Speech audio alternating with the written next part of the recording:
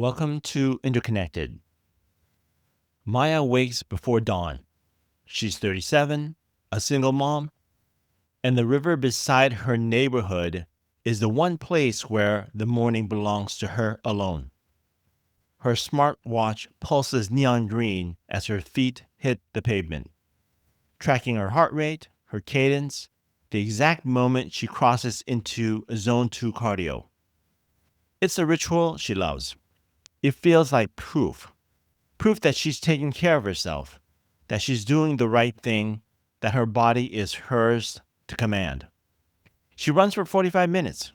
The numbers climb: steps, calories, heart rate variability. She syncs the watch to her phone as she showers, and the app congratulates her with a little burst of dopamine. Another win. Another day of being the kind of person who shows up. By 9:30, she's at her desk. Email notification. Subject line: important notice regarding your health plan. Her stomach tightens before she even opens it. The letter is from her employer's plan administrator, efficient, bureaucratic, the kind of document designed not to be read. But the number in the middle of the page is impossible to miss. Her health insurance premium will increase by 40%. 40%. She reads the line again, then again. For coverage in the next plan year, your contribution will increase from $480 per month to $672 per month. She hasn't had a head cold in 2 years. She ran this morning. She runs most mornings. She gets her annual physical. She takes her vitamins. She doesn't smoke. She doesn't drink much. So she reads the justification line, the one that's supposed to make sense of this, and what she finds is a phrase that doesn't belong in any sense about her body. Quote, based on third-party lifestyle data. She stares at those words the way you might stare at a message written in a language you almost recognize. Something in her chest tightens, not from exertion this time. The tightness is different. The feeling of realizing that something you thought was private has been watched. That something you believed was yours has already been packaged, analyzed, and sold. She sits very still.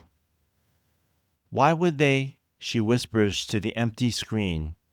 I haven't even been sick. And that question, that genuine confusion, is where we begin. Because Maya's story isn't really about her. It's about a machinery that's been ticking in the background of American life so quietly that most of us never noticed it was running. And once you see it, once you really understand what it's doing, you can't unsee it. Let me walk you through the world that Maya lives in, because it's the world we all live in now. And the strange part is that most of it feels helpful. Start with a pharmacy. You're picking up a prescription. Let's say it's for anxiety or blood pressure or something that matters to you. The pharmacist smiles. Do you have your rewards card? Of course you do. Everyone does. The card promises a small discount, maybe 5 or 10% off. It's convenient. You swipe it. You save a few dollars. You go home. You think nothing of it. But something happened at that point of sale that most people don't even consider. The moment the card went through the scanner, 2 pieces of information met. One is your identity, the other is your prescription.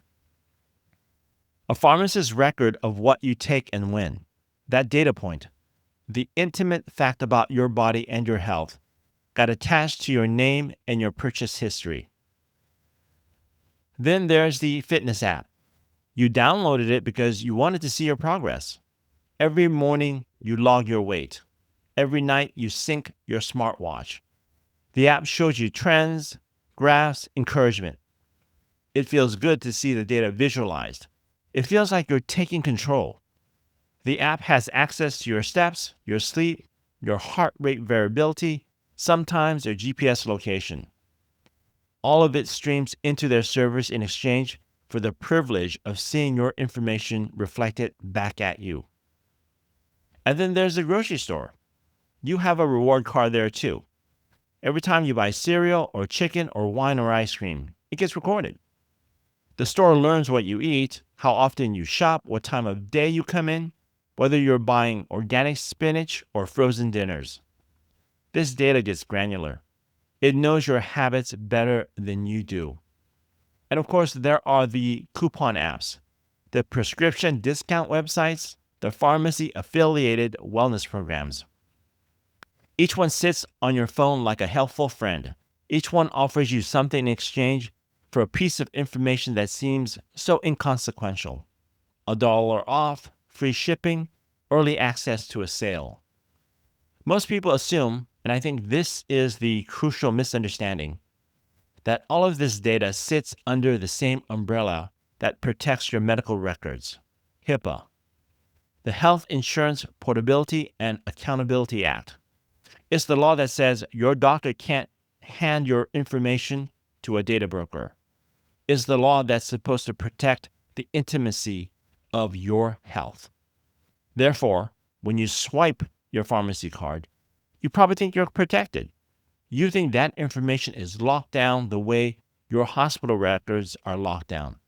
You think there's a chain of custody, a set of rules, a legal framework that says this information about your body belongs to you. But then something happened that cracked that assumption open for me. I was reading through a consent decree from the Federal Trade Commission. These are enforcement actions against companies that have violated consumer protection laws. And I found a case against a fertility tracking app. The app promised privacy, it promised confidentiality, and then it shared intimate data about users' reproductive plans with advertisers and data brokers. Here's what the FTC order said. Because the respondent is not a covered entity under HIPAA, HIPAA does not apply. Read that again.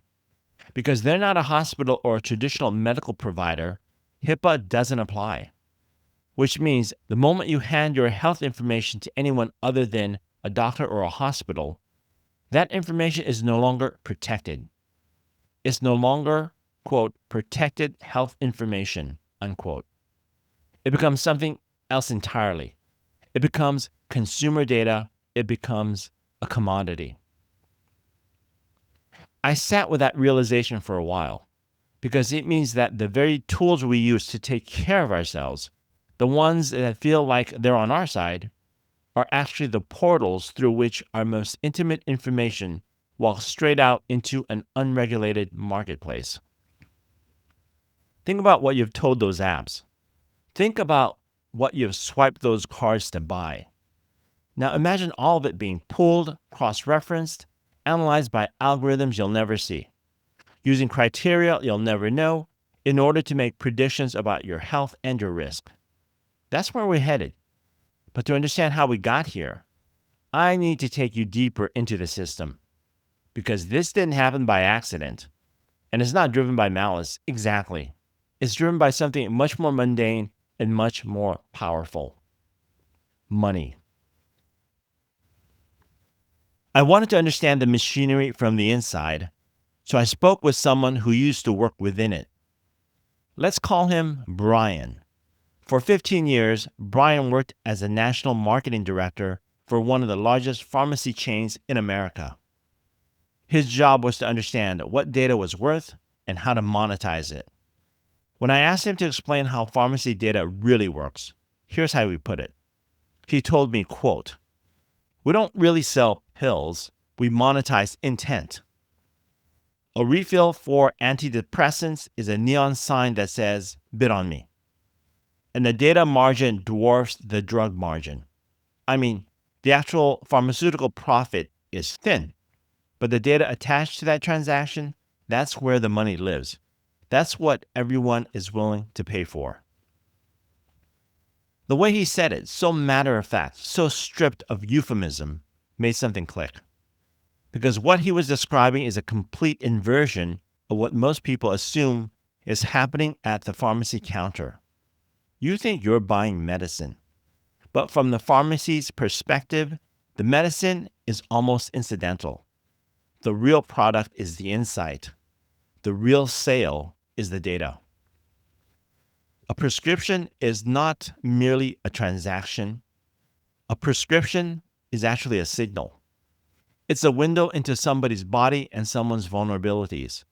And that signal is infinitely more valuable when it's sold with a name attached, and a purchase history, and a demographic profile, and a location tag. I wanted to understand the legal architecture that made this possible. So I called a HIPAA attorney in Washington, D.C. She specializes in health data privacy, and she spent years watching the loopholes expand. When I asked her to explain exactly where HIPAA's protection ends, she gave me an answer that was almost disturbingly clear. She told me, quote, "The statute protects protected health information only when the data sits with a covered provider, a doctor, a hospital, a health plan. The very instant the consumer volunteers the same facts to a retailer or an app, the shield is gone. You gave your data away. Now it's a business record. Now it's ordinary consumer data. Now the person has waived HIPAA protection by swiping a card or clicking a simple checkbox." She paused after she said it. She knew how it would land. So when you swipe your pharmacy rewards card, that information stops being protected the moment you voluntarily provided it to a non-covered entity, she said. Yes, that's correct. Therefore, the legal framework that most people think protects their health information actually contains a massive loophole. It protects information only when it's held by medical providers. The instant that same information moves into the hands of a retailer, a data broker, or a tech company, HIPAA loses its grip. The data transforms. It's something else now. But then I realized something else is happening too, because the pharmacy isn't collecting this data and sitting on it. Brian had mentioned something about the data being sold, about bidding, about margins. I wanted to understand who's buying and what they're actually purchasing. So the pharmacy collects your prescription information, I said. Then what? Who wants to buy the fact that you refill your antidepressants every 30 days? And Brian's answer was the moment the first real seam in the system opened up. He told me that the pharmacy sells to data aggregators. These are companies whose entire business model is to collect health signals from multiple retailers, loyalty programs, and apps, and then stitch them together into risk profiles. A risk profile, to be clear, is a prediction. It's an algorithm's best guess about what kind of medical problems you're likely to have, how much you're going to cost the healthcare system, and what your insurance premium should be. Insurers buy these profiles. They use them to set premiums. But, and this is crucial, most people never know that this file exists. Most people never know what's in it. And most people never get to see the data or challenge the conclusions. Maya, of course, received a notice about her premium increase. She got to see the outcome. But she never got to see the profile that triggered the spike. She never got to see the data, which points, which references, which algorithmic conclusions led to the 40% increase. All she got was the bill. I wanted to follow Maya's data on its actual journey through the system. So I asked Brian to walk me through what happens when you swipe that pharmacy card. So here's the path. On the day Maya fills her prescription for allergy medication, a point-of-sale server in Phoenix, a pharmacy warehouse, captures the transaction.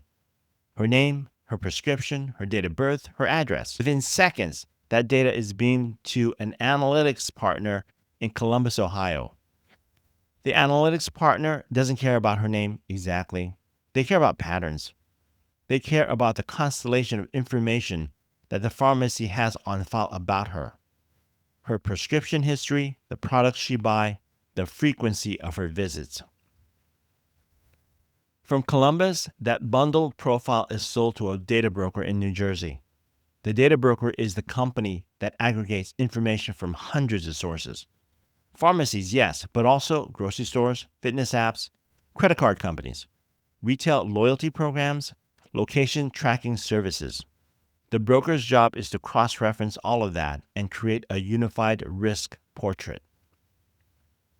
By the time Maya's information reaches that broker in New Jersey, it's been anonymized. Or so the broker claims. It no longer says Maya Rodriguez.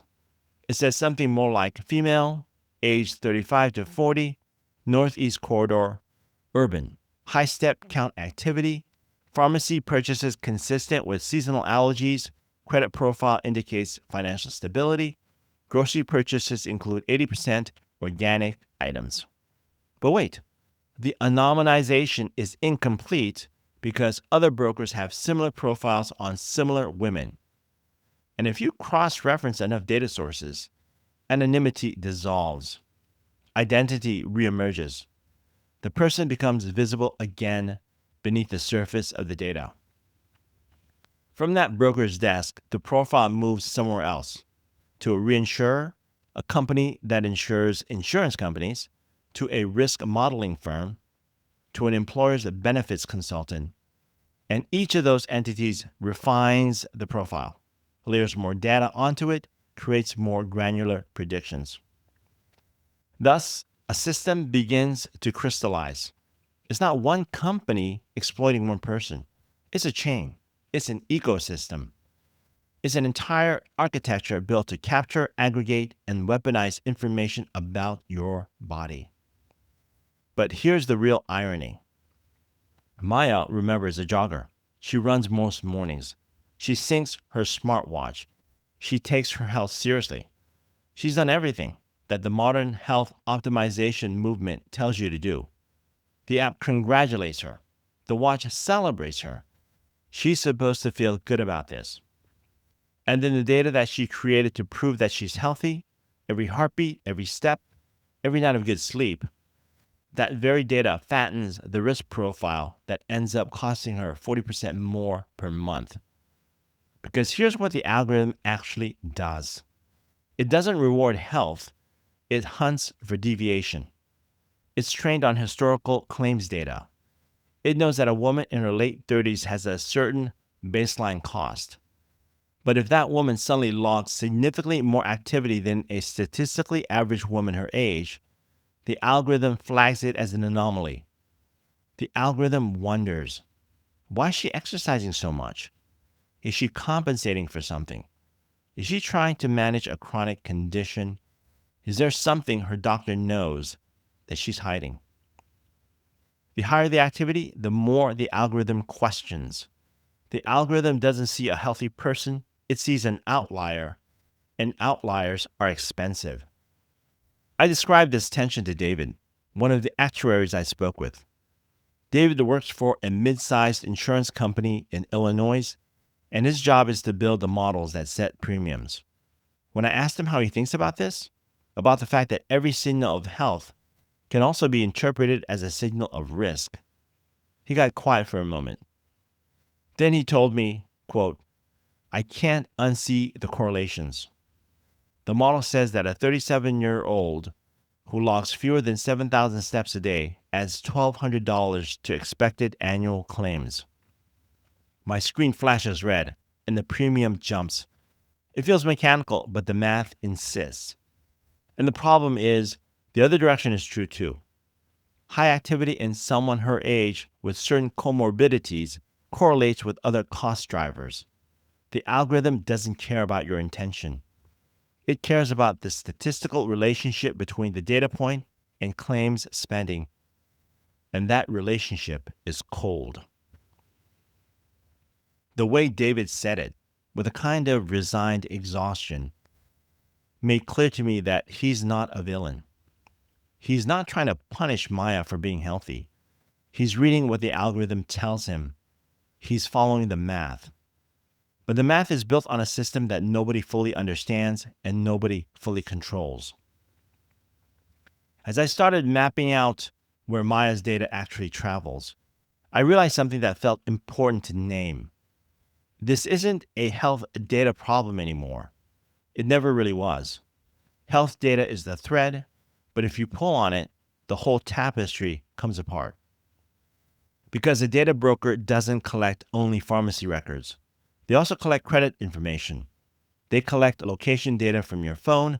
They collect the fact that you shop at Whole Foods instead of Kroger, which is a socioeconomic and health-related signal rolled into one. They know your credit score. They know your payment history. They know that you've searched for anxiety treatment on Google, even though you only searched it once. And then, this is where it gets genuinely unsettling. Some of these brokers are also buying location data from apps. Not obvious location apps, apps that happen to track your location as a secondary feature. Apps like weather apps, games, even some flashlight apps. These companies sell data showing that you've been to a fast food restaurant parking lot 40 times in the past month. They sell the data showing that you park near a bar most Friday nights. They sell the data showing that you've driven to a mental health clinic twice a week for 6 months. I wanted to understand who was actually aggregating this and what they were doing with it. So, speaking with a policy analyst from the Federal Trade Commission, the FTC is the closest thing we have to a federal referee in the data marketplace. So I asked her what the brokers are doing with this constellation of information she didn't hedge. She told me, quote, brokers are cross-linking pharmacy reward cards, credit scores, location pings from fast food parking lots, and even search queries. They're creating a behavioral and health risk model, and they're selling that model to insurers, reinsurers, employers, and even direct advertisers. Nobody regulates this. There's no standard. There's no transparency. The consumer doesn't even know the file exists.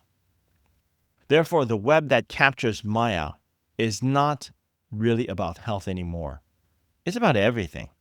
It's about where she goes, what she buys, what she searches for, what time of day she's awake, whether she's financially stable, whether she's geographically vulnerable to flooding or extreme health. All of it gets aggregated into a single risk score. But then I asked the FTC analyst a question that seemed obvious. Can Maya dispute this? Can she see her file? Can she demand corrections the way she can with the credit report? And her answer was the moment the system revealed its true shape. Fair Credit Reporting Act provisions are weak for health data. Most states have no specific privacy law for health information held by non-covered entities. There's essentially no mechanism for her to see the file, no mechanism for her to challenge conclusions, no mechanism for her to demand corrections. The file is invisible to her. She only learns it exists when something bad happens, when her premium spikes, or she's denied insurance, or she loses a job opportunity. The phrase invisible to her landed hard, because Maya got that premium notice. She got to see an outcome. But most people don't even get that. Most people have a file that contains conclusions about their health, their risk, their worth, and they never know it exists. They only know they've been rated unfairly when the consequences arrive. So I pressed further. I asked, okay, so Maya wants to take control. She wants to opt out. Can she delete her data from these brokers? No, the analyst said. There's no opt-out mechanism. She can limit data collection at the point of sale, refuse the rewards card, don't download the app, don't use the coupon. But once it's in the broker's system, it's in. The only thing she can do is try not to generate the data in the first place, which in modern life is nearly impossible. So I needed to sit with what I'd learned, and I needed help processing it. Because understanding the system is one thing, understanding what it means is another. So I called back the HIPAA attorney in Washington and I asked her something like, health information gets treated one way in a doctor's office and a different way once it leaves. What would have to change for that to be different? And she offered me a thought experiment. Imagine if a daily step count were treated with the same legal reverence as an HIV diagnosis once it lands on a broker's desk. Imagine if the moment your health data touches any company's system, Whether that company is a hospital or a pharmacy or a fitness app, the data receive the same legal protections, the same transparency requirements, the same consumer challenge mechanisms that HIPAA provides for traditional medical records. That reframes the problem entirely. The problem isn't that the pharmacies and apps are collecting health data. Data collection itself is an evil. The problem is that once the data leaves the doctor's office, it enters a regulatory void. It becomes property without an owner. It becomes a commodity without rules. Transparency alone cannot solve this. You could require every data broker to put out a list of all the data they have on you, all the conclusions they've drawn, all the predictions they've made. You could give Maya perfect visibility into her own file. But that won't actually fix the problem because Maya can't delete the file. She can't really challenge the statistical conclusions. She can't stop the data from being sold and resold. Transparency tells you what's happening, but accountability is what changes the system. Accountability means that if a broker's algorithm concludes you're high risk based on data that turns out to be wrong or incomplete, there's a mechanism for consequences. It means data brokers have fiduciary duties not only to their clients, but to the people whose data they hold. It means health-adjacent data gets treated as something different from ordinary consumer data, because it is different. It shapes who gets access to insurance, who gets hired, who gets a loan, who gets offered a rental apartment. So I think about what Brian, the former pharmacy executive, said. He said that health data is where the money lives, and he's right. The reason this system exists is because it's profitable. The system works because it drives the billions in value for insurance, for brokers, for companies that manage risk. But value extraction and fairness rarely occupy the same space. So the question becomes, what would it cost systemically to insist on both? The HIPAA attorney had another answer for me when I asked that. She said that it would cost the data brokers money. It would limit their business model. Insurers would have less granular information to set premiums. That's the real resistance. Not technical, economic. The system works this way because it benefits the companies that run it. So that's a hard truth, but it's also clarifying because it means the problem isn't mysterious. It's not something that can't be solved. It's something that would require powerful institutions to voluntarily reduce their leverage, which is historically not how power works. So let's circle back to Maya near the end. I wanted to know how she felt, knowing what she now knew, and here's what she told me. The part that hits hardest is that I don't get to see my data. I made those records. They came from my body. But the moment they left my body, they became somebody else's property, and I have no recourse. And that's where we stand. We've mapped the system. We've followed the data from Maya's sunrise jog to the algorithm that prices her. We've seen how health information transforms the moment it leaves the doctor's office. We've seen how every convenience tightens the net. We've seen how transparency without accountability is information about your own unfairness. So here's what I want to leave you with. Not an answer, a question that sits differently now. What changes once we see the unseen? The data keeps flowing. The brokers keep aggregating. The algorithms keep predicting. The premiums keep rising for people like Maya. But something shifts when you understand the system. Because understanding that your health data has become a form of currency, understanding the path it travels, understanding whose interests it serves, that knowledge changes what you can ask. It changes what you can demand. It changes the conversations you have with your doctor, your employer, the companies that touch your life. It doesn't hand you a solution tomorrow, but it does change which questions matter. And in a system built on opacity and extraction, asking the right questions, insisting on answers, insisting on accountability might be the only leverage we actually have.